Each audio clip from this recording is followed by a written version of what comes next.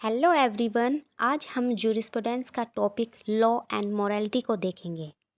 Law state के द्वारा enforce किया गया रूल है जिसके पीछे अथॉरिटी और सैंक्शन होते हैं, लेकिन मोरालिटी का रिलेशन होता है राइट रॉन्ग से, एथिक्स और वैल्यू से, जस्ट अनजस्ट, फेयर अनफेयर से। तो लॉ और मोरालिटी के बीच क्या रिलेशन है? क्या ये दोनों आइडेंटिकल हैं या फिर नहीं हैं? ये सेपरेट हैं। तो लॉ एंड मोरालिटी रिलेटेड तो हैं, लेकिन ये आइडेंटिकल नहीं हैं।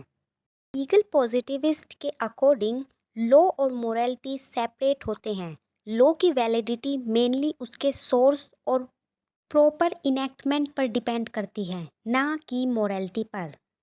लेकिन नॉन पॉजिटिविस्ट जूरिस्ट के अकॉर्डिंग लॉ और मोरालिटी के बीच एक डीपली कनेक्शन है। मोरल्स लॉ की वैलिडिटी को इन्फ्लुएंस करते हैं। अब आते हैं हार्ट और फुलर की डिबेट। एच.एल.ए. हार्ट पॉजिटिविस्ट थे और उन्होंने लॉ और मोरालिटी के सेपरेशन पर बात की है, जबकि फुलर एक नॉन पॉजिटिविस्ट थे और उन्होंने कहा morality is inner essence of law.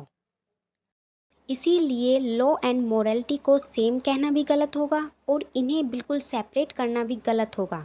जैसा कि बेंथम ने कहा, लॉ और मोरालिटी का सेंटर सेम है, लेकिन उनका सरकमफ्रेंस सेम नहीं है। दोनों का ही पर्पस ह्यूमन कंडक्ट रेगुलेट करना है, लेकिन इनका स्कोप बिल्कुल डिफरेंट है। यूजीसी नेट में जूरिस्ट और उनके कंसेप्ट को पूछ लिया जाता है या फिर प्रोफाउंडर और उनके आइडियाज़ को पूछ लिया जाता है।